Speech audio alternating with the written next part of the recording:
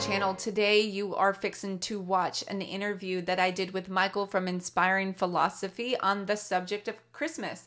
Is Christmas pagan? Now we are going to be discussing some of the things that you have probably already seen on my channel, but what I'm doing is kind of pulling all of these sources together for you in one video because, guys, I am not going to continue to cover the Christmas subject. I am probably only maybe going to do 1 or 2 more videos after this video right here, and then I'm done.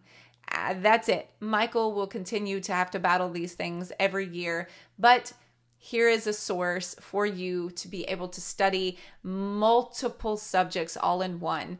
And so next year when someone has a problem, I will point them to this playlist and move forward. So guys, I hope that you enjoy the interview. All right, welcome back to my channel, Biblical Apologetics. I'm your host, Courtney, and today we are going to be discussing the very controversial subject of Christmas. Is Christmas pagan? And of course, you have to absolutely bring on Michael from Inspiring Philosophy if you're going to be discussing this. Michael, thank you for being here on my channel yet again.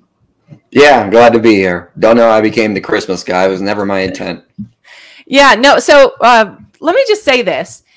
Burnout is a real thing, guys. It's a real thing, especially if you're on the internet. Loved your video that you just posted the other day about that. It was the internet trolls and how they get people, people fired up. But it's a real thing.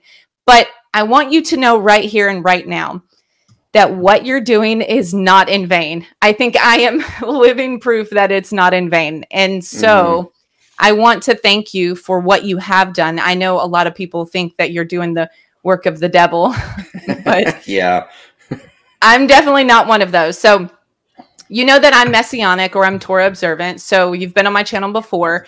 I approach apologetics similarly to you. I use a little less philosophy than I think you do, but I think it's a really good, I think it's going to be a good interview. For those who don't know, Michael has covered this until he's blue in the face. Okay. So every year for like 3 months before Christmas, he starts like preparing these videos. And you'll often hear people on my side say, I've heard Michael say this. I don't need to hear him say it again. So why would I care about your interview? So my interview is going to be a little different. We will cover some of the main things, but I'm going to poke at him. I'm going to prod at him a little bit. Okay. So we're going to give Michael some questions to answer from a Torah observant perspective, because that's my camp. Okay. So let's go ahead and get started. We're not going to delay. Okay. We're going to go ahead and hit the date. The date is totally pagan, right? I mean, December 25th, pagan gods, virgin births, all these things are pagan. How did we get here? Yeah. Calculation theory. But why is calculation theory any more of a better answer than the theory of religions? Yeah, it's a good question. The simple reason is because we can find Christians prior to Constantine doing the calculations, trying to figure out when Jesus was born, when he died, these kinds of things. We don't see Christians prior to Constantine saying, hey guys, we got to try to convert the pagans. Let's borrow some of their holidays, some of their customs, and lure them in. In fact, we see the opposite. Tertullian, for example, talking about how we should not partake of any of these pagan customs. Saturnalia, Matronalia, the winter festivals, none of them. So we see a precedent already set that the Christians were avoiding anything pagan very early on, as much as they could. And we also see them very interested in calculations. Now, when I bring up the calculation theory, it's basically the idea that the early Christians thought a prophet would die on the same day he was conceived. So they believed he died on March 25th, and so they just assumed his birthday was on December 25th. Now, I don't agree with that. I don't think that necessarily is proof Jesus was born on December 25th. Right. I don't take a stance on the day he was born. But early Christians were not doing calculations the way we do. I see Torah observers bring up the fact that, well, there were shepherds in the field. He couldn't have been born in winter. That's not the way the early Christians were thinking. Early Christians were very much interested in providence, very much interested in the idea of dates and seasons and the position of the moon, because God created all these things and he ordained it to give signs. So they assumed that there would be certain signs in the heavens. So that's what they're going to be looking at. So they're not going to be worried about the temperature for shepherds to be in the field. They're not going to be looking at those kinds of things. they're going to say, okay, God controls all the seasons, the cycles of the moon, the dates on the calendar. He controls it all. So we need to find when he lines these things up to bring his Messiah into the world. That was their culture. That's not really our culture, because we have more of a progressed culture that relies very much more on the natural sciences than they do.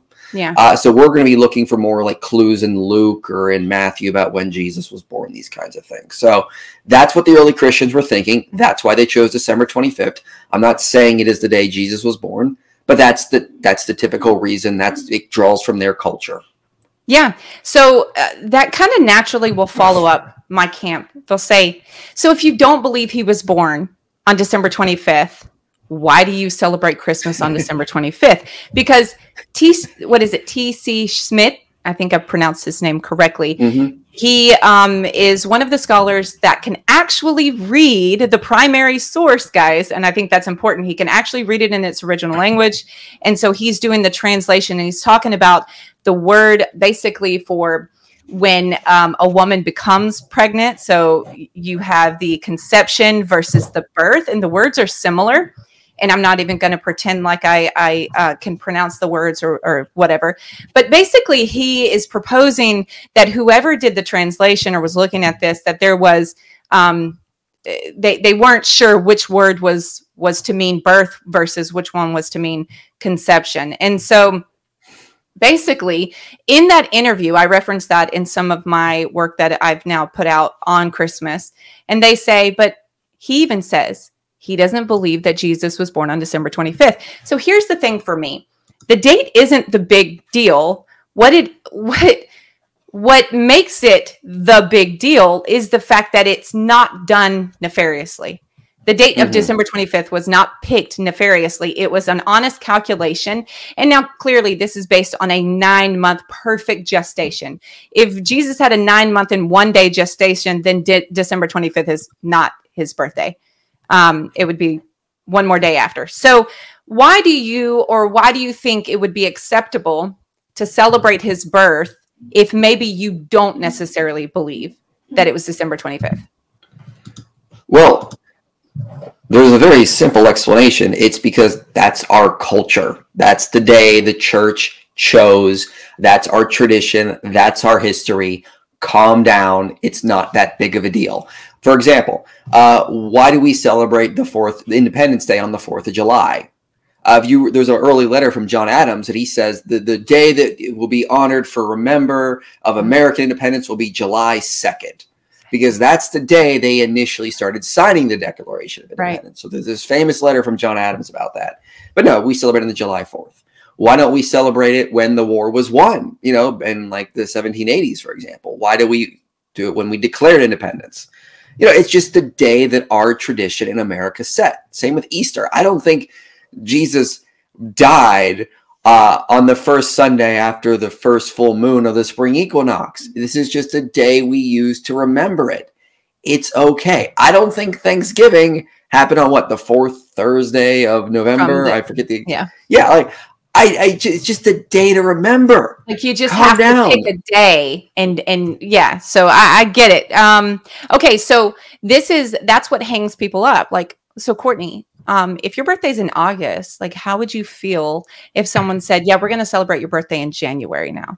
And I'm like, well, if I'm alive, I maybe, hey, hello, my birthday's in August. Yeshua's not alive, or Jesus isn't alive to go, hey, yo, this is when I was really born. Well, I would say he is alive. Let's be clear about that. But let's also say, if Jesus is upset about us celebrating his birthday on December 25th, he can come down at any point and correct us. He hasn't. Calm down. Gotcha. Okay, so let me clarify. When I say I definitely believe he sits at the right hand of the Father for sure. But what I mean is here to tap us on the shoulder and go, just so you know, my birthday is or is not December 25th. So for clarification, because I don't want anybody to be like, yeah, you don't think he's alive. So I agree. I agree completely. And it seems what's interesting to me is in my community, we are A-okay with traditions as long as they come from Judaism.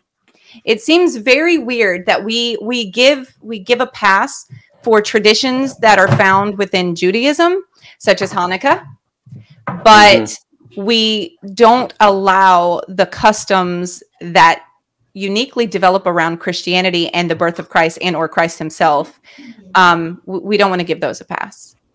That seems a little weird. And I get it. There was a lot of anti-Semitism in the early church that needs to be addressed and called out for what it is. That doesn't mean it's all evil.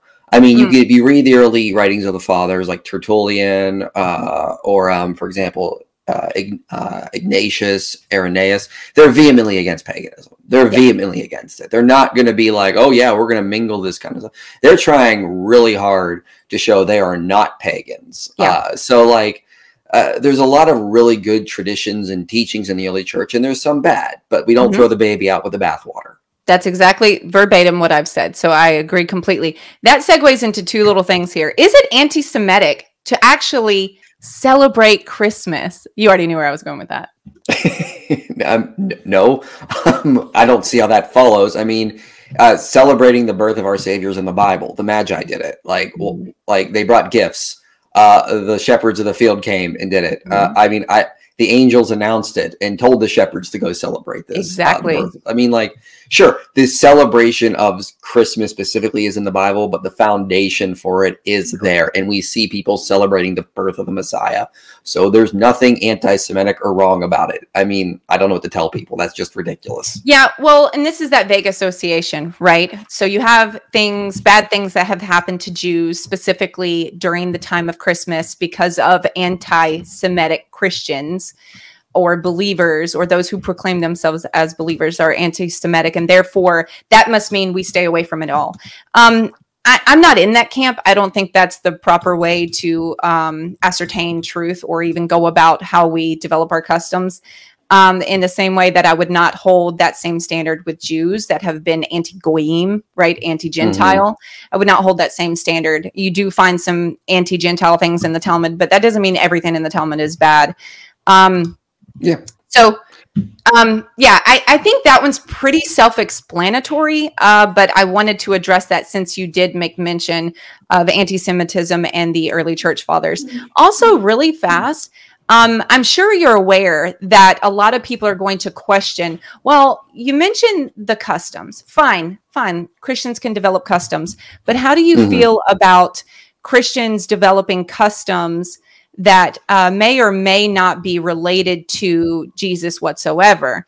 And so, like, what does a Christmas tree have to do with Jesus? And so we're going to go ahead and move on into tree use. And we find tree use all in the Hebrew Bible. We know Abraham called on the name of the Lord by using a tree in Genesis 21.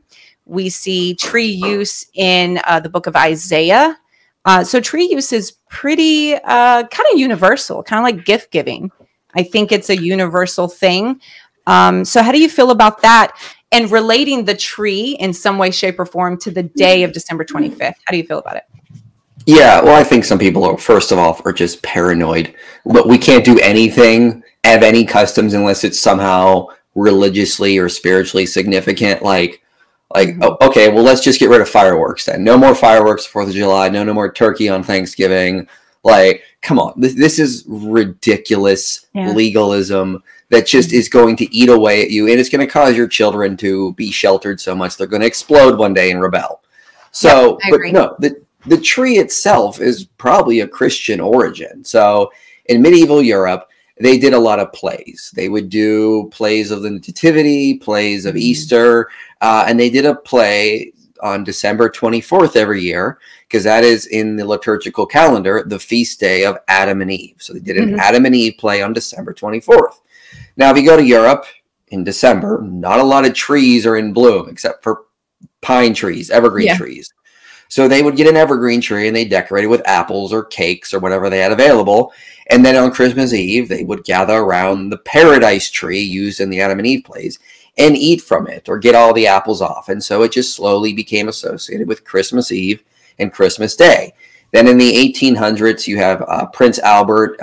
He's from Germany. He's using the Christmas tree. It becomes famous after that, and it gets exported around the world. But that's kind of Christian in origin, and I kind of like that origin of the Christmas tree. Why? Because you have the Adam and Eve play, and they have the paradise tree. Adam and Eve were exiled from Eden because of their sin.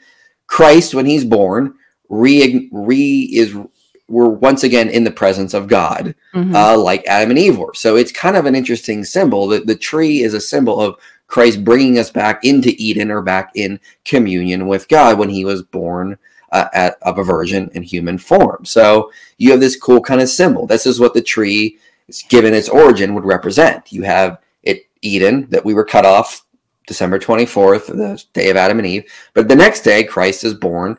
And then there we get to be back in Eden with God. And that's what that tree can represent. I'm not saying that's what the medieval Christians thought, but that's what it can mean for us, given its heritage and origin. So it actually has a very interesting Christian origin we can use and play with. It's not pagan. There's no evidence it's pagan. Yeah.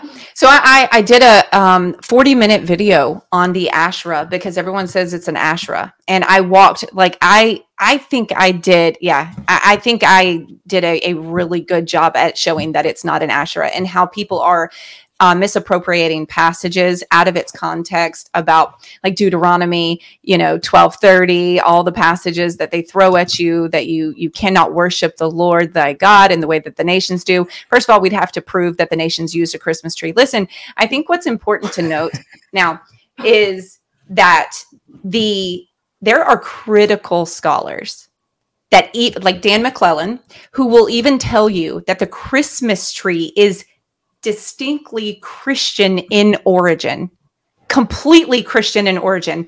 So if we're going to say like the tree is an Asherah, we have no way to prove that. We have no way to prove that. And so people are like, well, if I can't prove it, then it must be pagan.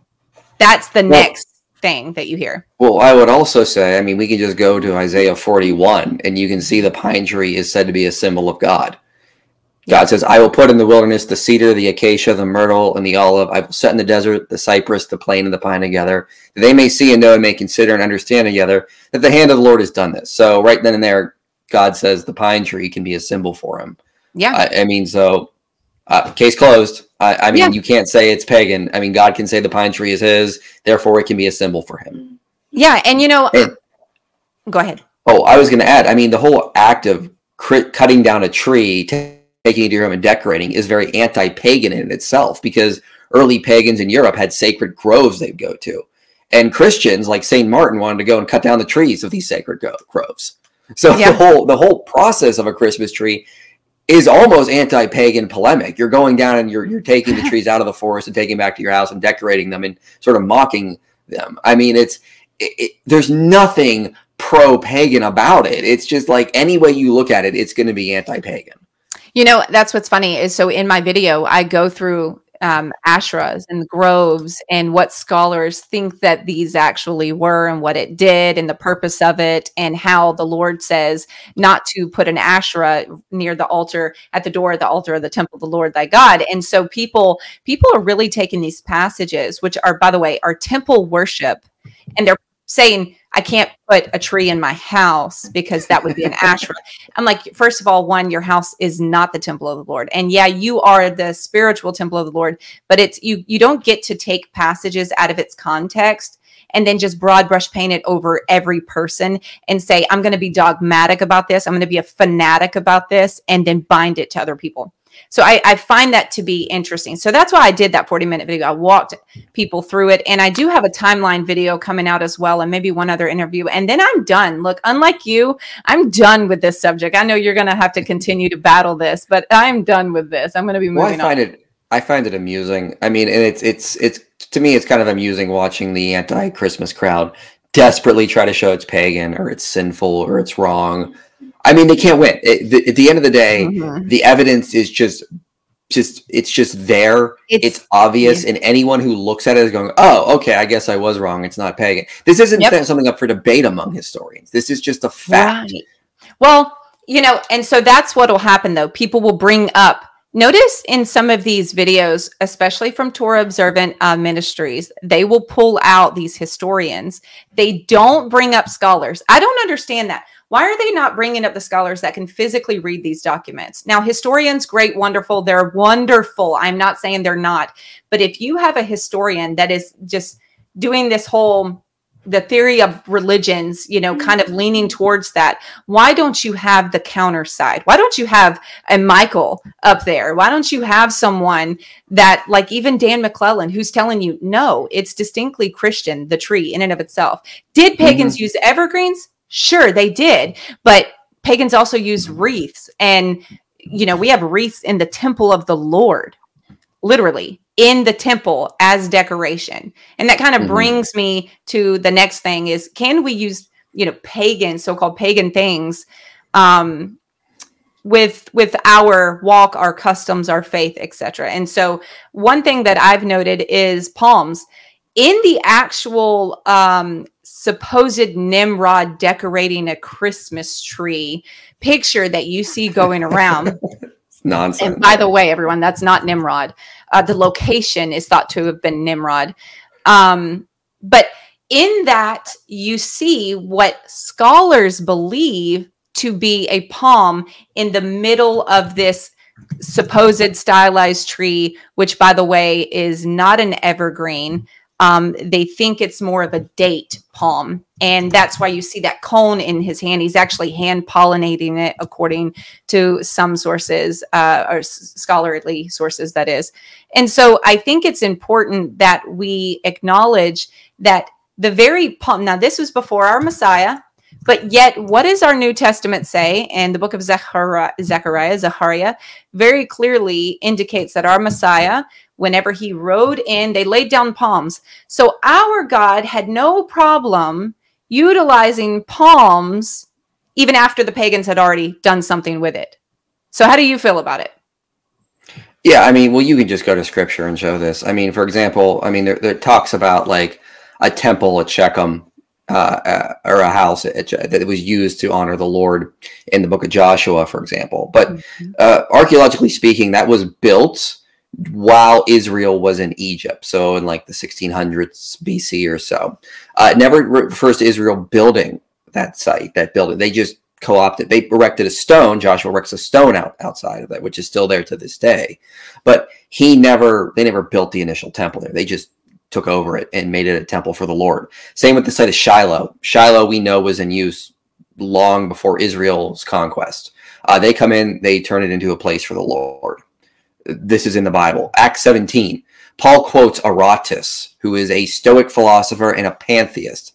Like, he literally quotes Aratus, who's talking about the pantheistic Stoic God. In him we live and move and have our being, or as some of your own poets have said, we are his offspring. He says this is actually about the God of Israel. But when Aratus wrote it, he wasn't thinking that. But it's okay for Paul to take things that were for pagan deities and reapply them to the God of Israel. There's nothing wrong with that, by the very standard of Scripture itself. So, like, if you're all for what Scripture teaches, why do you go to places like Deuteronomy 12 and take that out of context, but you won't go to Acts 17? You won't go to the conquest and watch them take over old pagan sites and turn them into the glory for God. Like, I don't understand the double standard here. So this idea of triumphant reclamation, which I've seen others use, this idea that something was used for evil, we reclaim it and make it a place for God. I mean, look at early Christians. They turned the Parthenon in Athens to be a church. I mean, like, that's great. That we're using these already established structures and we're repurposing them to serve God. Why don't we have that mentality? Why do we have to hide behind every rock because something may have been tainted by a pagan once because he breathed on it? I mean, we need to have a spirit of victory when we go out, not a spirit of fear. But a lot of these Torah observant Christians, not you, but the ones that are like that, have this spirit of fear. They're just afraid of Satan everywhere, and they're trying to make themselves super holy. And what they're doing is they're rejecting their God-given right to go out and triumphantly reclaim things for Christ. Yeah. You know, I'll take this as an opportunity to say I was one of those in my early, so I've been doing this 12 years. So, you know, a lot of people that follow my channel know I've been a Torah observant for 12 plus years. And in the very beginning of my walk, I just kind of blindly believed. Like, I was like, okay, it's pagan, right? It's pagan. I pulled away from everything, birthdays, all the things, right? All the things. And I was like, it's all pagan. Let me just, and I started putting things back when I became more educated. So I've not really screamed at Christians that everything's pagan for about 6-7 years now, because I've matured. Thank God. Thank God he matured. So I'm deeply sorry. And I have repented and said sorry to all of these people who I beat over the head with their Bible. But hopefully I can be a little bit of a light to my own people. Now, listen, I'm catching heat and I knew this was going to happen. So there's a lot of people that mean well, they truly mean well. But I think that when they broad brush paint things like Deuteronomy over everything, I don't think they're well versed in other parts of the Hebrew Bible. So that's why I kind of wanted to go over some of these other things, like with the wreath. I don't think people know that. Really fast, in Kings, you find, what is it? 1 Kings 7, you find wreath, like an actual wreath in the temple of the Lord. You can find it also in 2 Chronicles, I believe, 4:13. Evergreens. So I want everyone to understand that if you are not allowed to use like evergreens, or not allowed to use anything that the pagans used, trees or wreaths, it doesn't seem like our God really cares about that. And that brings me to, like you said, with the cypress, and we have the temple being built with, not only being built by a pagan, but also the pagans' wood from their land, right? So it doesn't seem like the Lord really cares about that. And we also find an example in Joshua 22. Now, I can't take credit for this. This was actually sent to me, and I thought it was beautiful. It was a beautiful testimony. Essentially, here's what it is. In Joshua 22, you know how you have the land divided. And so here's the water that's dividing these two tribes from the rest of the tribe. And they go over here and they start building a replica of the physical ark, right? Or of the altar of the Lord, where sacrifices would be. So righteous Phinehas gets ready to draw his sword and gets ready to come after them and like, ayo, you can't do that. And so they basically say, far be it from us to actually use this to sacrifice animals, meaning outside the place where God chose.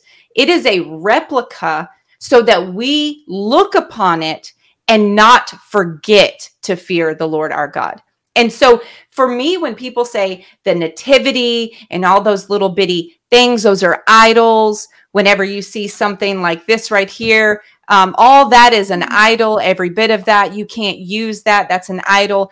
I see it as just as this. And thank God my friend sent this to me.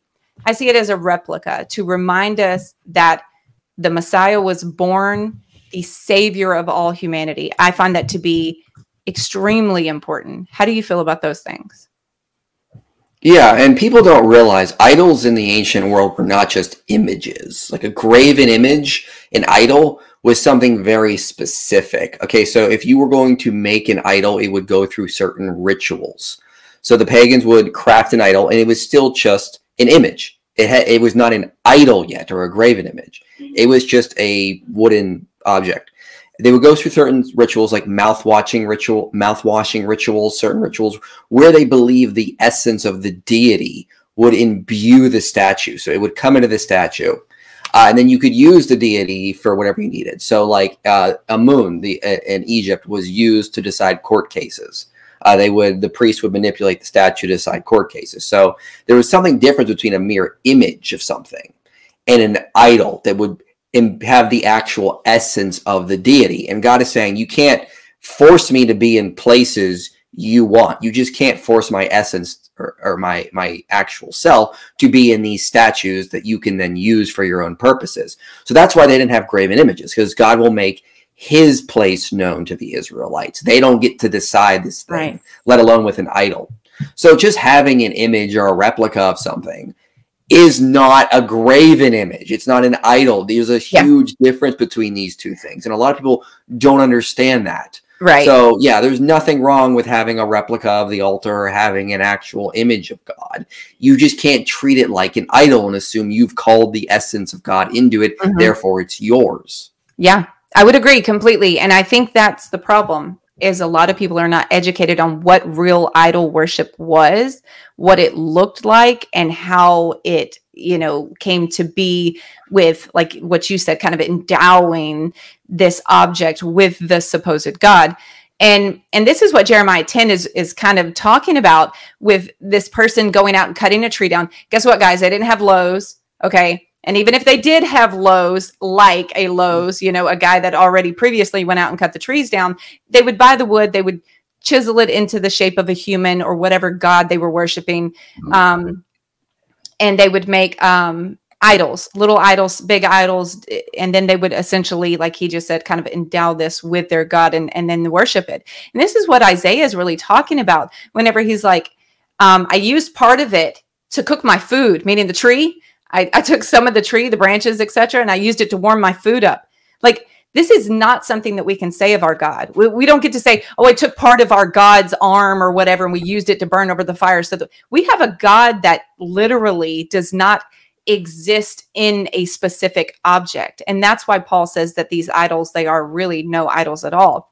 And so I feel like people do give these things far more, I guess, attention or far more power than they actually have. I feel like they don't know the power that we as believers in the one true God really have. And so the next question you often hear is, can we make up our own festivals? Or in Hebrew, this would be mishteh, right? Are we allowed to do that? Is God okay with that? And so I have a couple of examples of Samson. He created his own mishteh. Abraham, with the weaning, created his own mishteh. And then Hanukkah is technically a created festival.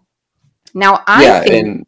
Well, I would also say that there's an entire book of the Bible called Esther where God doesn't even show up or say anything, where they create Purim. I mean, it's based off a pagan tradition of casting lots. So that's actually rooted in something pagan, surprisingly, and it's completely holy. So, like, you can't have it both ways. Yeah, because, well, and see, casting lots is typically done by the priest. We have the priest that is allowed to do these things with the Urim and Thummim, where he calls on God, but that's his job. That's not your job, right? And so, yeah, with an entire book of people take it, and then some in the Torah community say, well, we don't agree with Purim and we don't agree with Hanukkah. Okay.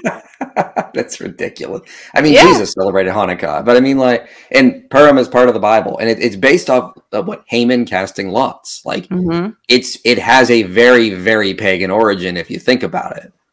Yeah. Well, see, and that's the thing is I ask people, so do you have a problem with gift giving? Do you have a problem, well, Christmas gift giving? I'm like, okay, so, but Hanukkah gift giving is okay. They're like, yeah. I'm like, you do know in the book of Maccabees, the 3 people that gave gifts were the pagans.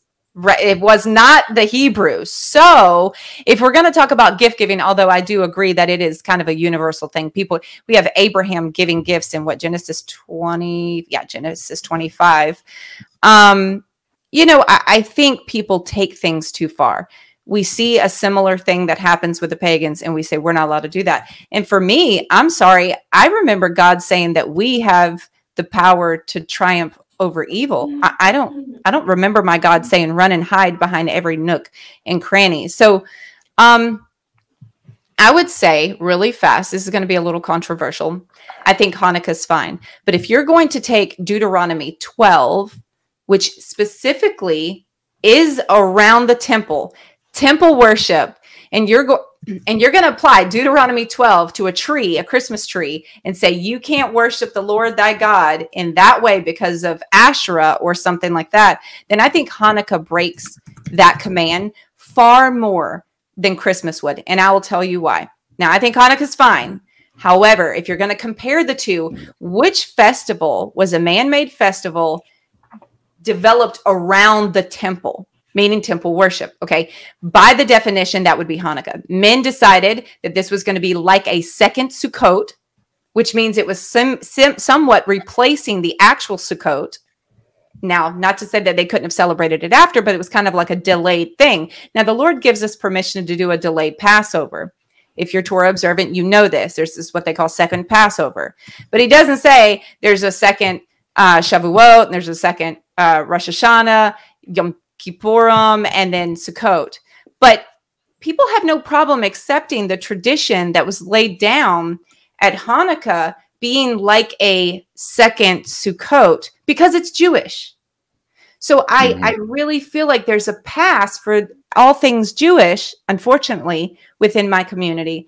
But anything Christian in origin is wrong, which I would say that even the birth of the Messiah is not necessarily a form of worship. It could be if one wanted it to be, but it's the acknowledgement of the Messiah's birth, Now, I happen to believe in the incarnation. Some people in the community don't. So Oh for my me, God. yeah. So for me, this is a big deal to abstain from that when there's nothing that prohibits it. I think this is one of the full-on attacks of the gospel and the message of Paul that we have triumph over evil. Well, I think some people get a very legalist mentality. They try to separate themselves so much that they just start pushing everything away. Like, we got to be set apart. We can't be like the world in any way. So we got to get rid of anything that is pagan or just not in the Bible. And it's always just cherry picking. It's very much like, well, you're not going to get rid of modern medicine. You're not going to get rid of modern clothing. You're not going to get rid of modern transportation, but you're trying to be more biblical on just things you decide. And yeah. I always hear this line, we're supposed to be set apart. We're supposed to be set apart. Yeah. But no one ever asks the question, how are we supposed to be set apart? Correct. The Bible never says we're set apart because of certain rituals we do, or we don't partake of holidays not in the Bible. The Bible says we are set apart by how we love one another. Jesus said, they will know you're my disciples by how you love. Not because you don't celebrate Christmas, not because you keep certain rituals or you're super separated in other ways. You're separated by how you love. And so anytime someone says we can't do this ritual or we can't do this thing because we're supposed to be set apart, if it's not sinful, you're just making up something that's not in the Bible and you're claiming to be biblical. It's kind of ironic. There's nothing in the Bible that prohibits harmless customs. Now, if there's a custom that has sexual immorality or idolatry, yes, we reject. I mean, obviously. Yeah. But we're not going to, but there's nothing wrong with decorating a pine tree once a year. And I also warn people, like, all of my friends growing up that had very strict, like, super religious evangelical parents, they're all atheists now. I know. Because they never were allowed to rebel. Then they rebelled when they became adults. You try to keep your kids so separated from the world, they will embrace it the moment they get a chance. You got to balance that. And no one actually does in this. And it's very scary what could happen to your kids. Yeah. So that's actually one of the things we're going to talk about as well, is I think being overbearing and being a fanatic is what leads people into this belief system that everything is bad, that there is nothing good. I can do no good, right? The same, like, oh, is me, and you're constantly beating your back all the time. Yeah, we are wretched. We are in need of help, but we can also do good things. We can go out and love people. And for sure, people need to abstain from things that are actually considered abominable acts to the God of Abraham, Isaac, and Jacob, right? One of the big issues within the Torah community is they want to bind, just like the Pharisees, they want to bind ritual law to all humans. And they don't understand that there is, while the Bible makes no classified distinction between ritual, civil, and moral law, it shows that in some way, and I spoke to Dan McClellan about this, but it shows that in the way that it breaks up the fact that you'll never see the God of Abraham, Isaac, and Jacob ever condemn another nation for eating pork or not wearing tzitziot, the tassels, and not growing out their payas. You never see that. And so Paul in the New Testament are really trying to focus on the things that all humans need to focus on. Abstaining from, sexual immorality, don't be slanderous. These are things that we all can do. And these are the harder things, by the way, guys. It's not very difficult to not eat pork. It is very difficult to not hate a brother in your heart. And so I feel as though this should bring us to the next question. Do you feel like the narrative of Christmas is pagan, or the attack in general on it is an attack on the gospel or Christ? And I feel that it is. So I want to know what you think. And do you see this narrative coming from more atheists? Because you just said if you're a fanatic, it kind of makes your children produce atheism.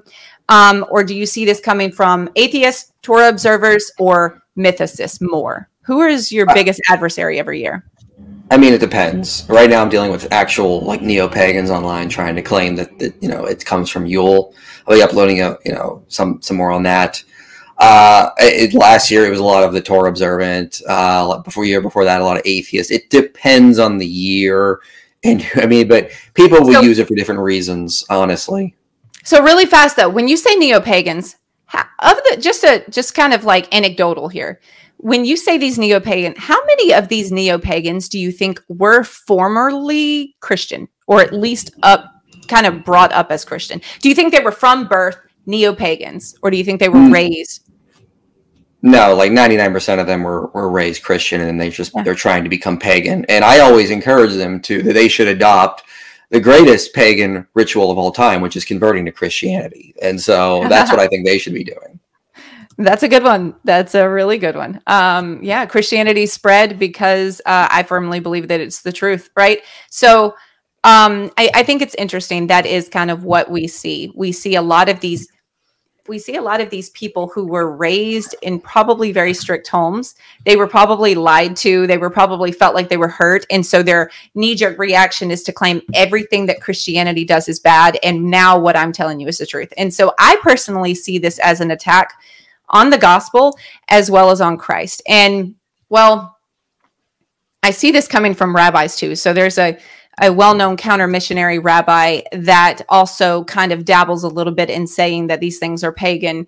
And I find that people like atheist Biddy Buddha, who was on TikTok that now went to YouTube, she was an ex-Messianic, and she's pushing the same narrative, right? You don't get to take what the pagans used, and your God says you can't do that. But I did a video showing where she was perfectly fine with tradition when she was Messianic, as long as it was from Judaism. And so we kind of see, again, the attack is on Christ and not so much the fact that it's Christmas, but it seems to be an attack on Christ. Do you agree? Yeah, it definitely is. There's a lot of atheist mythicists that want to turn it into some sort of pagan festival and get it away from Christ. It's not going to work because it's all based on factually incorrect information. This is what's just going to happen. It's not going to actually work. So yeah, I do see that definitely happening among non-believers. But I don't think they're going to be successful because we're going through a human phase of rebellion right now. And a lot of the anti-Christian stuff I'll see is built on just sort of anti-Christian stuff. It's just we're against that, but you're not replacing it with any sort of other foundation. So G.K. Chesterton said an open mind is the same thing as an open mouth. It needs to close down on something solid eventually. And what we see in the new atheist movement, or with a lot of these anti-Christian ideas, anti-theist ideas, is let's just get rid of Christianity. Yeah. You can't build a movement just on hate and destruction. You got to actually have a foundation to replace it with. And no one's been successful when replacing the Christian foundations. And so, I think Tom Holland is right in a lot of ways, the historian, when he says a lot of these people are attacking Christians from Christian values that have just, gone off the wire. Yeah. And eventually it'll just circle back. This is what sociologists like Kenneth Kaufman have noticed in his book, Shall the Religious Inherit the Earth? In 100 years, the majority is still going to be Christian. So we're just going through one of those phases, and the new atheist movement is slowly starting to die because you can only be full of rage and hate for so long until you settle down. And we're seeing a lot of that happen now. That's a very interesting perspective, that it's not so much a lot of people say I'm a pagan. Okay, so do you do the actual real pagan things, or you steal our customs that you claim are pagans? Well, yeah, right. They can't because they can't commit human sacrifice. That's one of the things Christianity ended, was human sacrifice. Right. So you're not real pagans, and a lot of what the pagans did have been lost to time. So the historian Ronald Hutton was tasked to find pagan traditions for his community in holidays or leftover customs. He said he could find very little. There just wasn't a lot he could find, because a lot of these is just dead and gone for a long time, and it's filtered through all these different Christian writers throughout the Middle Age period.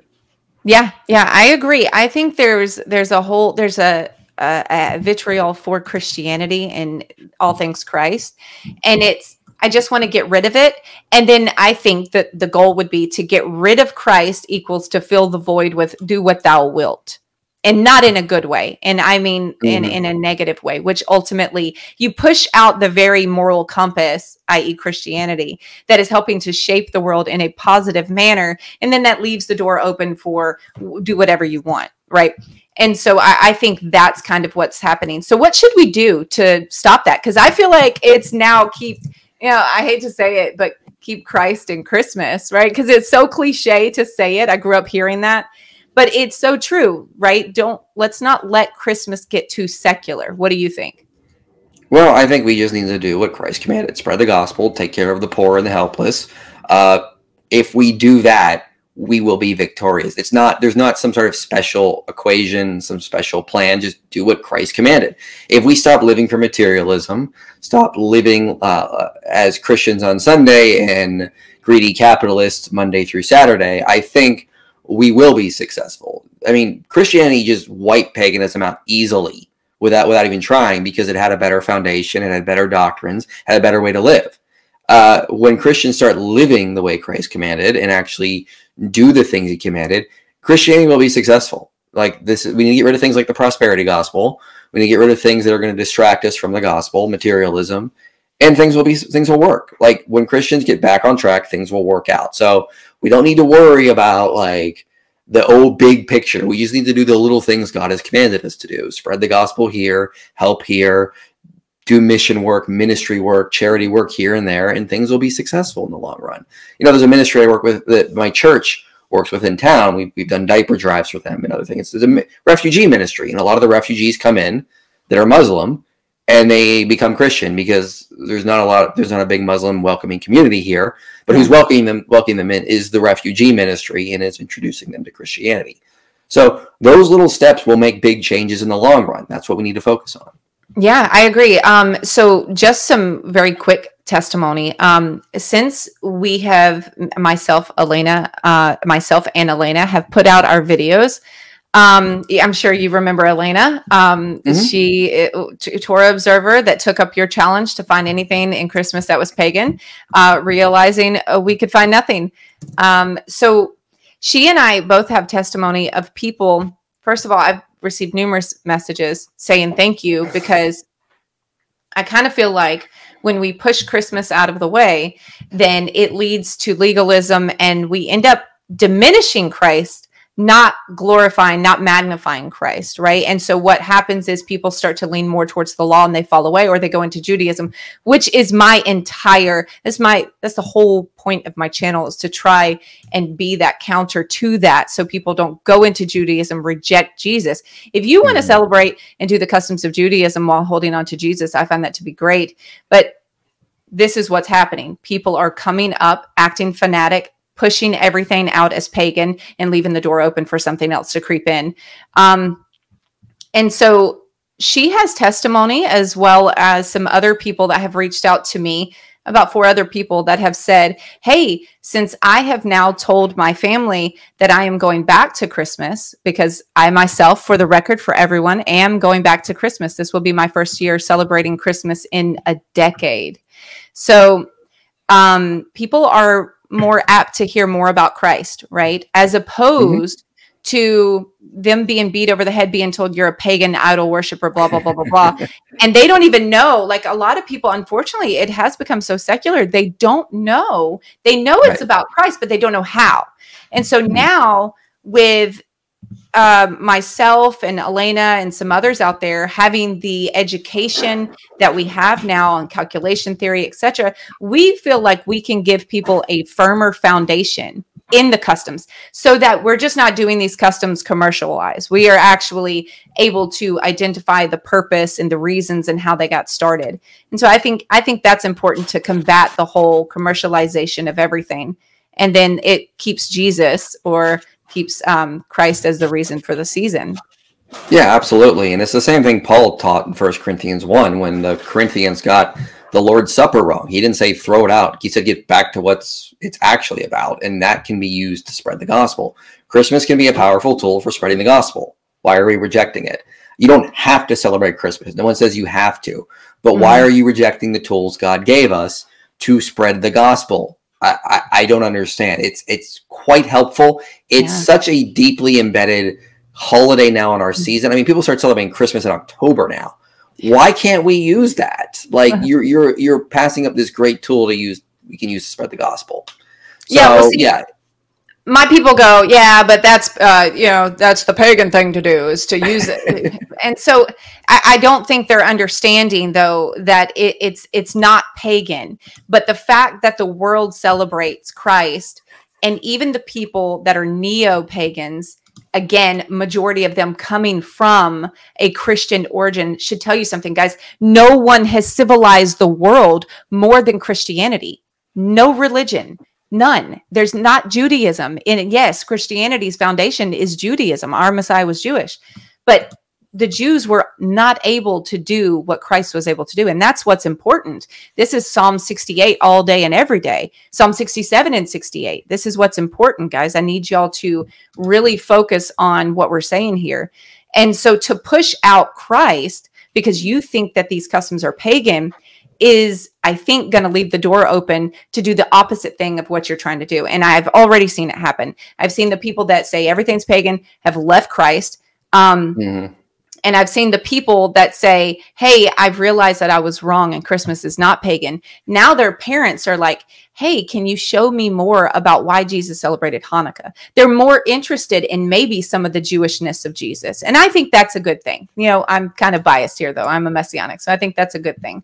Yeah, I'm all for the third quest and finding the Jewish aspects of Jesus. Like I'm not a Torah observant, but I think we do need to understand the Jewish aspects of Jesus, and so I do talk about them frequently in my videos. It's part of the series I'm working on now. So I mean, like, yeah, I mean, this is very, very important that we need to focus on, and so I don't see why people reject it when Christmas can be a powerful means to do that. Yeah, and so I think what I want people to focus on is, like, you know, when we have this rejection of the date, we have the rejection. Well, he was born at Sukkot. Okay. Half Torah people say he was born at Sukkot. The other half say he was born at Passover. And there's like a few that say Shavuot. So it's like, let me get this right. You guys acknowledge that you don't know when he was born, but you know for a fact he was born at Sukkot. This is kind of the kickback that I'm receiving right now. And I'm like, it makes no sense. And as far as like the whole, it was too cold, I go through my video. Josephus discusses in, what is it? The Jewish Wars, book 3, chapter 10, verse 8, where he is discussing how out of 10 months out of the year, you could grow fruit because it was so warm. And that was so close to the time of Christ, far closer than what we have with Rashi's commentary, etc. And in Genesis, 30, verse 41, where you have Jacob working for his, and this is all going to be in my timeline video, by the way. I'm kind of giving some little hints here, and it's been in some of my other videos, but I'd like to get your take on it. But he's discussing, he's like, listen, all these years I've worked for you. And he talks about how he's labored in the heat and he worked in the cold at night, right? Like and so some people, or the Jewish commentary kickback to this is, oh, well, that's him going above and beyond. I'm like, so working in the cold is going above and beyond, but working in the dead of the heat, which would be at least 7 months out of the year, that's not above and beyond. So it just doesn't make sense. So I actually use this passage as proof that you absolutely could have the Messiah born in the wintertime, because this is something that people have a problem with. No, he was born at Sukkot because his mother became pregnant at Hanukkah. Well, I mean, I live here in Tucson, Arizona, and it's very similar climate to what you're going to get in the Middle East. And I can assure you there are plenty times at night I'm outside in a t-shirt in December. Sure, there are some cold nights, but there are a lot of warm nights too. We don't really have winter. We have just mild summer here. That's what we call it. It's not like you're in like Minnesota or Pennsylvania where you're snowing, it's going to be freezing, you need a heavy jacket. I could totally be outside for hours some nights in December without a jacket on. So like there's a chance Jesus could have been born in the winter. There's nothing wrong with that. In fact, some Catholic apologists do make that case based on when Zechariah was in the temple, when it would have been announced to Mary that she was pregnant. They actually do. There are Catholic apologists that do make a case Jesus was born on December 25th. Yeah. I'm not sure if I entirely agree, but there are cases to make, and they make it from the biblical timeline of what we see in Luke with Zechariah being in the temple. So you can make that case. Yeah, and so that's actually going to be in my timeline video, and I gave you the wrong. It's Genesis 31, verse let's see, 41, I believe. Let's read it right fast. It says, verse 40. This was my situation. The heat consumed me in the daytime, and the cold at night, and sleep fled from my eyes. And he says it was like this for 20 years. So I'm gonna tell you, if this is above and beyond for a shepherd's job, because that's the point here. You'll have some in my community go, yeah, but this is just him saying he went above and beyond to get Laban's daughter. If this is above and beyond, then likewise, when he said working in the daytime in the heat, that's above and beyond for a shepherd. So if it's above and beyond for a shepherd to work in the cool at night, then it would be above and beyond his pay to work in the heat of the day, which literally cuts out at least 6-7 months out of the year in Israel. So, yeah, and again, there's I believe it's a 9th century text that talks about in Italy there were shepherds in the field during the winter months. So I mean, like we're talking about the wrong climate here. This is not Minnesota. This isn't Canada. We're talking about the Middle East, and again, living in Arizona, which is a desert. I mean, I don't really ever put on a heavy coat all year. I mean, this is the most I'll wear is like a light sweater. I mean, that's how cold it gets here. So, I mean, it's perfectly natural that shepherds could have been in the field in the winter. Is that the case? We don't know, ultimately. There's a 1 in 365 chance Jesus was born on December 25th. Yeah. Just like with all the other possible dates. Yeah. At the end of the day, I don't care, though. It's just a day to remember the incarnation, which I find extremely important. Yes, me too. Absolutely. And you know, what's funny is this brings me to Nidl Nach. It means Christmas night. So this is a custom of Hasidim, Jews, who they will not read Torah because of the fact that this is when that man, meaning Jesus, was born. And they accept our dating. They accept it. The Jews that celebrate this, or excuse me, not celebrate, but abstain, right, from reading the Torah, like a sign of mourning, so to speak, because that man was born. They accept our dating, but we ourselves don't accept our dating. This is what's crazy. This is what's crazy to me. They accept our dating, so they do this on, it would be Christmas Eve. So we believe that the word comes from Latin, which is natal, which means birth, for the beginning, nidl, nach, right? So it means at Christmas night. And this would have been on the eve and or January 6th. So some will do it both nights because, you know, Christians aren't sure. So they accept our dating, but we ourselves don't accept our dating. I find that to be fascinating. Yeah, it is interesting. And the whole, January 6th thing, again, it's another early dispute. I mean, I believe Clement of Alexandria thought maybe Jesus was born in November. But I mean, again, ultimately, you know what's kind of ironic is they picked December 25th, and we have no evidence of a pagan holiday on that day prior to Constantine.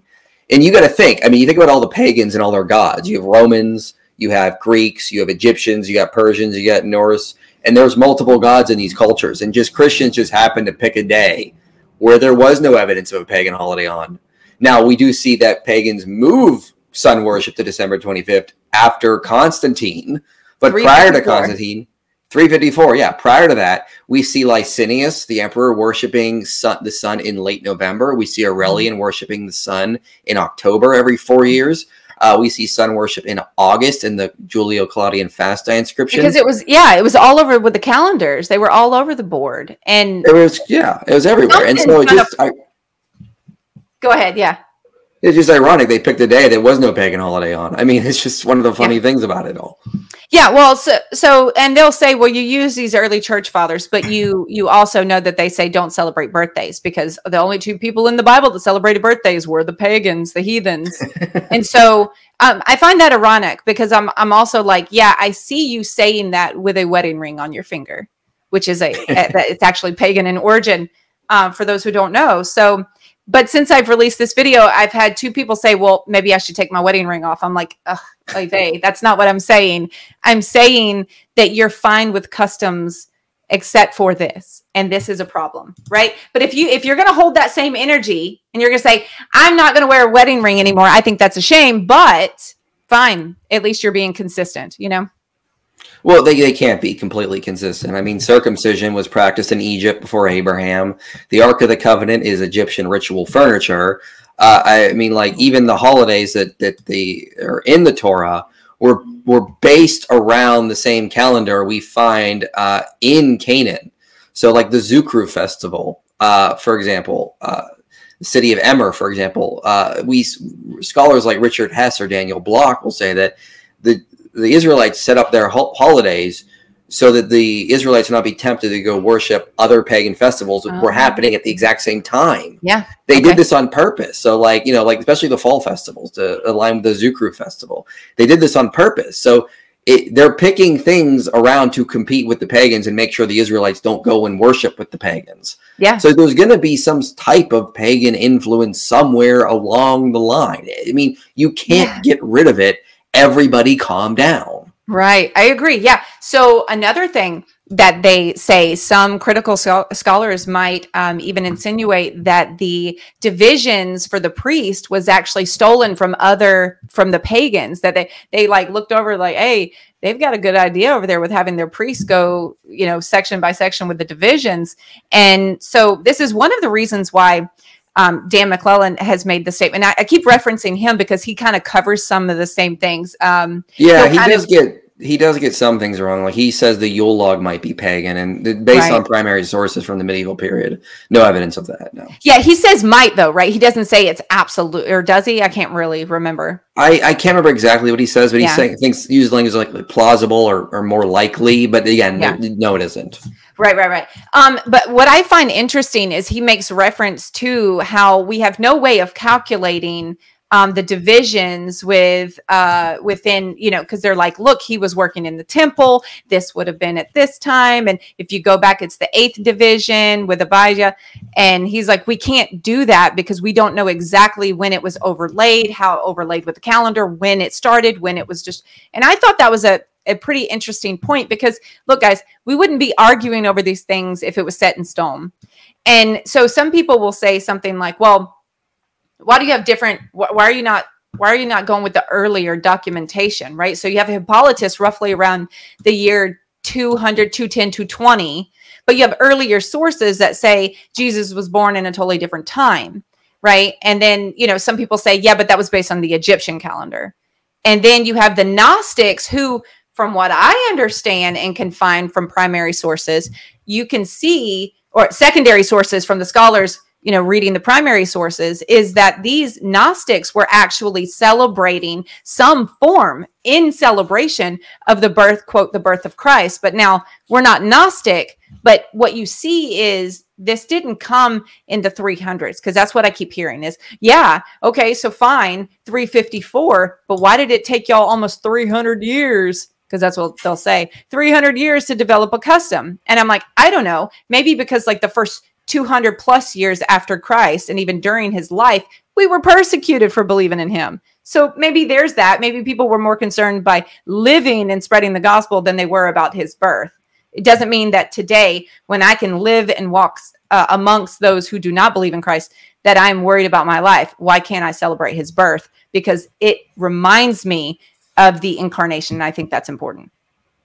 Well, it's not only that. I mean, there was a lot of, you mentioned persecution. So, I mean, there was a lot of documents that a lot of Christians didn't have. So, like, a document someone needed in Rome may only be in Asia Minor or something like that. I mean, like, it took a while for, like, a lot of the church fathers writing to get from A to B and for, you know, the libraries to be collected. So, then you have Apologetics of Rome around 200 or so. Around 200 or so. So starting to get this calculation going. So it's less than 300 years for sure. And we believe Christians were celebrating it on December 25th in the 3rd century. So it's not that far off. Yeah. I tell people, you know, you can make a video and it'll go around the world, but like, and if it's a lie, the truth goes around the world before, you know, I mean, the lie goes around the world before the truth even gets out of bed, you know? So yeah, you have the internet, so things spread faster, but in those days they had to unalive a sheep and then go out there and turn it into parchment so that they could then write on it. So it was a bigger deal for sure. It took time. And I think it's still very early, 200. I think that's 210 is what I think Dan McClellan said. 220 for Schmidt. I think that's still pretty early. And I accept that tradition. I didn't used to accept that tradition because I was ignorant of it. But now that I know about it, and the more you know, the more you should then, reevaluate yourself and make sure that if you're Torah observant, you're being consistent. And that's who I'm talking to right now, my Torah observant friends. So just be consistent. That's all I'm asking. And if you want to be as consistent as possible, you're going to have to take a real heavy look at some of your own traditions. And like Michael said, some of the things that the Hebrews had traditions of that may or may not be what we think they are. And so let's go ahead and show the big guy here, Santa. He's totally pagan. He's like, right, he's got 8 reindeer. 8 reindeer has to be the 8-legged of Odin. And it's got to be, right? Because the pagans say it is, and they know their religion better than we do, right? Yeah, they don't know anything. They get so much wrong about the history. I mean, like, they don't even know half of what Snorri Sturluson said, who was a Christian writer on these types of issues. So no, Santa is not pagan. It's actually the opposite. So Santa is Saint Nicholas, obviously. And around the 1800s, the early 1800s, there was a lot of Dutch immigrants that were Protestant, but they still really venerated Saint Nicholas. And Saint Nicholas Day, I believe, is December 6th or 7th. And so Christmas at the time in New York became a drunken festival. People use it as an excuse to go out and get drunk and get in fights. So there was this push to try to make Christmas a better, more family-oriented holiday. So a lot of writers at the time started doing that, pushing this idea that you should spend Christmas with your family, you should give gifts to your kids, you should be at home, don't go out drinking. St. Nicholas is a gift-giving saint, and he's famous for giving gifts to children. So he was moved from his typical feast day to December 25th, and it was this idea he'd bring gifts to kids. And his attire was changed from a Catholic saint to look like how a Dutchman would dress in that time. And Dutchmen wore big red coats in New York in the early 1800s. So he just looked more like a Dutchman at that point. And so he had a big white beard, red coat, and then it slowly morphed over time to become the Santa we see today. That's when they made up the traditions about the reindeer, him being at the North Pole, because at the time, the North Pole was a mysterious, unknown place. We didn't explore it that much. So you could just put anything up there. There were elves up there for all we knew. And so reindeer up in the north, so reindeer as well. And then we see Santa basically being exported around the world with the rise of America's popularity. It gets exported to Scandinavia, and then in the early 1900s, a radio broadcaster named Marcus Radio basically morphs Joe Lapuki, an old pagan deity, into a Santa figure. And then some other traditions take Santa and morph him with Odin or Thor, depending on the different region. So Santa was an entirely Christian idea that was Americanized and then exported to the rest of the world and then blended with paganism. Right. So it's the opposite. It's Christian in origin. Yeah, the fact that you can see Santa in multiple skin shades now should show that once something is exported, people want to see themselves in the object or in the thing, in the tradition, in whatever, like Barbie dolls. And I'm all for that. But I'm saying don't use something that's post hoc, etc., and then say that was the original thing, right? Oh, it's pagan because it kind of morphed with Odin. Well, no, that was after, and now you're taking the after effect and putting it back on the origin. And so that brings me to kind of say this is, for me, I do find something a little problematic about saying Santa knows when you're awake and when you're sleeping. He knows if you've been bad or good, and it kind of replaces God in children's minds, because they're like, I don't want to be good for God. I want to be good for Santa, for materialism. And I think that's a problem just personally for my house. And there's just I completely agree. Yeah. I mean, okay.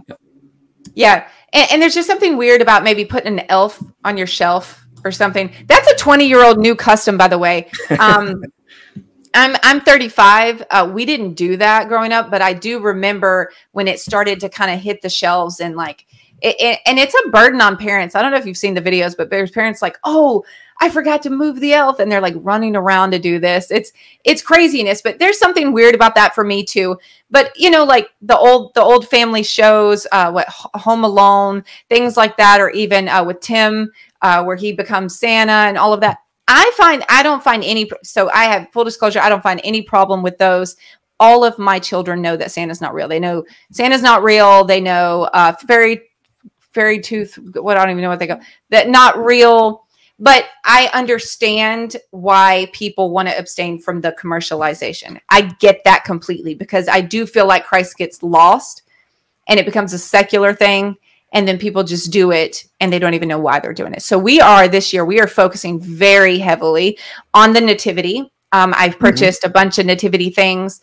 I am proud to say that my children can accurately identify every single figure in the nativity now. And I say that because it was a big slap in the face for me. Here I am, a biblical apologist, and my children know that this has something to do with Yeshua, but they don't know who those people are. Because I have abstained for 10 years. And so they say, oh, look, it's Yeshua, because they see baby Yeshua, but they don't know anything else. And so now my children know more about the nativity, and my children will continue to grow in the knowledge of the calculation theory and things like that. So for us, that's what we are doing. And I know lots of people that are returning, that are Torah observant, that are returning. They want to return to a more minimalist, kind of wholesome view of Christmas, where it is nativity focused, Christ centered. I think that's a beautiful thing, because what happens in my mind is children get so immersed in it becomes real. Like, you have Bass Pro Shop, you have the Santa Claus there, and it's all very decorative. And so children feel really immersed in that. And you have all these movies, and then the next thing you know, they grow up, they find out he's not real. Then they start questioning God. Is God real? And so I think that is a problem for me. But I think that is a parenting thing. I don't think that's with anything commercial. How do you feel with like parents and commercialization and really teaching the true roots of what our faith is? Yeah, I've been advocating for a while for a more minimalist Christmas. I don't think we need to tell people or kids that Santa is real. I never encourage that. And yeah, you're absolutely right. It needs to be more of a minimalist idea. We need to get rid of the materialism. But that doesn't mean, we throw out Christmas entirely. We use it for God's glory in any way we can. So yeah, that's the right way to go about it. Focus on what it's really about, and we'll see better fruit from that. So yeah, I highly encourage that. Awesome. Yeah. So I think there's still going to be a lot of pushback. I think even going through all of this, you're still going to get pushback. If you always will, because there's just people that want it to be pagan regardless of the evidence. There's people that want to reject it because they want to feel they're super holy. I'm not like those other Christians that give gifts under a pine tree. I'm much more holy for reasons. And you just got to recognize that that's the way they are. They're going to be stubborn. I mean, I remember I debated a Torah guy, Zach Bauer, new to Torah. He's still adamant it's pagan, even though he couldn't show in the debate how it was, and he still can't. But it's about feeling this sense of like purity or holiness that just is artificial. Yeah, I remember that debate. When you said it, I was like, I forgot that you debated him, and then it hit me. Oh, I remember that. Yeah, so I do think the same thing. I think it will continue. Hopefully, people will see that Michael from Inspired Philosophy is not just claiming that it's okay. I mean, look, I think Michael's very clear. He's even said, I wish Christmas was pagan so that it would show that we triumph over the evil. And again, guys, I want you to really understand Psalm 67 and 68 here, where Paul utilizes this in Ephesians. Okay, so this is kind of the key here, where Christ has staked his flag and the gospel is going to spread and his kingdom is going to spread. So if the kingdom is spreading, then that means inevitably evil has to be done away with. And a lot of people think evil has to be done away with by the whole world doing exactly as specifically Jews do in the land. And I think that is problematic. And I myself, as a Torah observant Christian, I acknowledge specific things that are problematic within my my camp. So yeah, so I think we need to be mindful of the power that God has given us.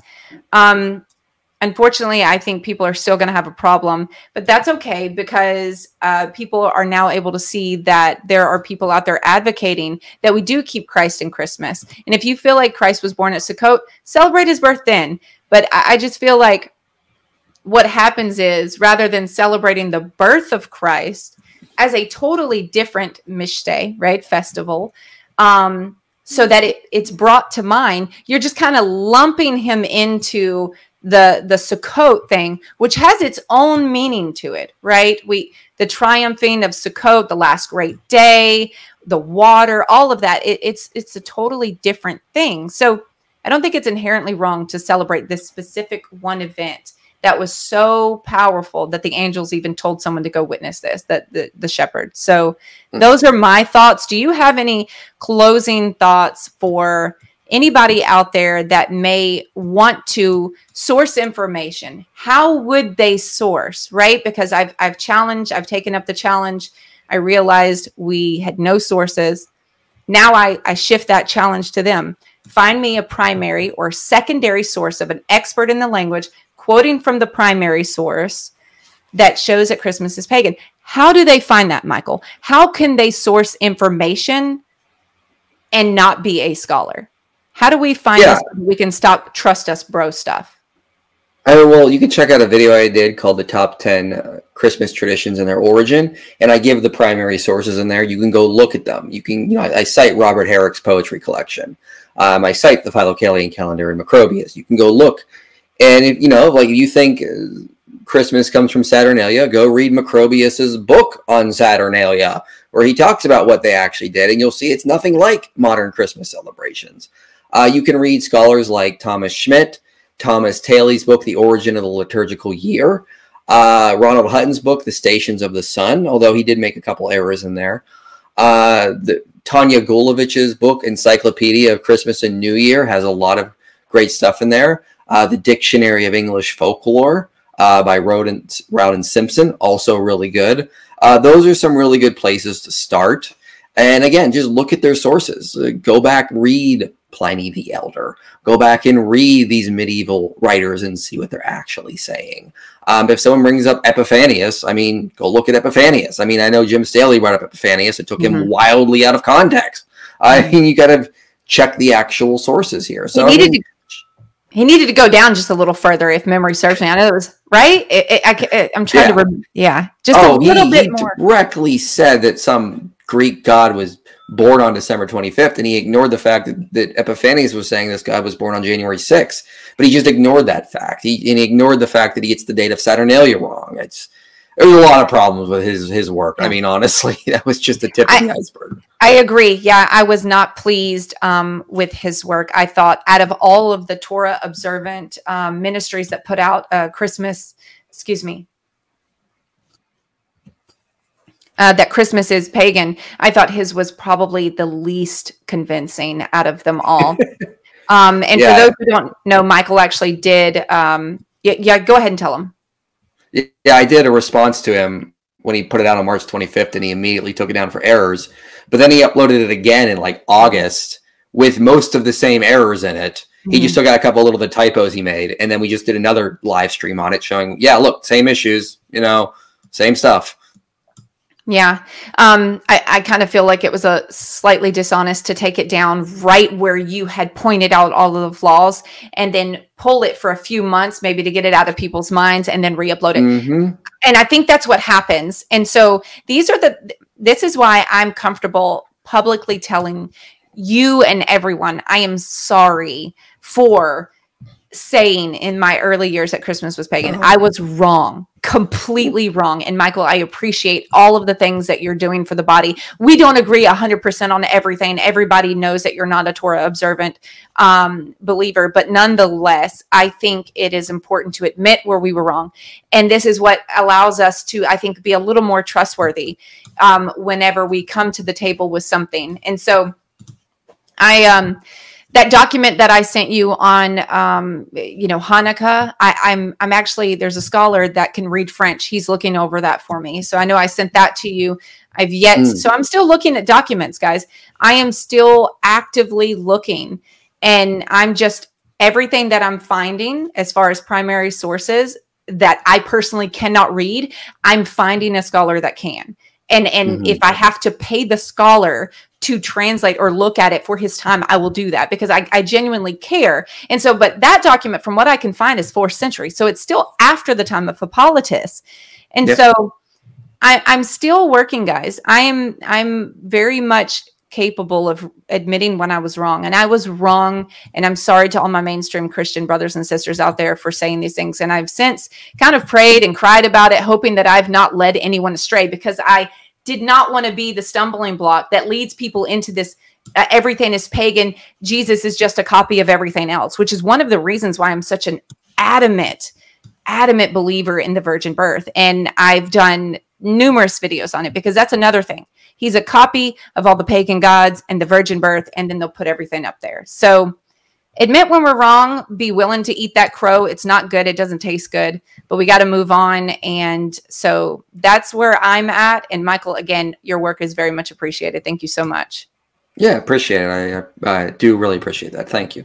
Yeah. So guys, I'm going to go ahead and close out the interview. However, I will put in the description box below all of his information. Michael, do you have anything that you're currently working on that you would like to promote that would help with your ministry, help with your channel, or anything like that? And again, I'm going to put all that in the description box. Yeah, I'm currently creating a series on the reliability of the Gospels, which will be 11 parts so far. Parts 1 through 4 are up now, and I put them on a playlist on my channel, and I'll be getting the other parts up. The final 4 parts will be arguing that Matthew wrote Matthew, Mark wrote Mark, Luke wrote Luke, and John wrote John, which is rejected by mainstream scholars. But I found a lot of good evidence that these do go back to those 4 men. So I'm going to be putting that out, just going against the consensus because I'm going to follow the evidence. Gotcha. So yeah, that's the series I'm working on now. It's funny, consensus is something that is getting tossed around quite a lot these days. Excuse me. But with that, it's funny because it's hard to get a consensus when it's very difficult to get a consensus of anything. So first and foremost, but whenever scholars are polled, so to speak, and ask, what do you think about this? They may give vague answers. Okay, I agree with this majority. So I think it's interesting. Anytime someone has something new, like Michael saying this is not necessarily new, but this is what he feels is relevant, I think we should bring it forward. This is exactly what I was talking about with that document, that French document that seemed to have been only a year old. So I'm going to look at it and see what I can't find. But yeah, guys, check out his work. I think his work is really good. He's out there doing a lot with a little. Is it just you, or is it you and some other folks, or what's going on? Oh, with the whole Christmas stuff, or what specifically? No, in general, your whole, I see you on YouTube. I see you on TikTok. I mean, is it just you? I mean, how can people help? Well, most of it is me. I do have some people helping me upload stuff and doing a little bit of editing on the side.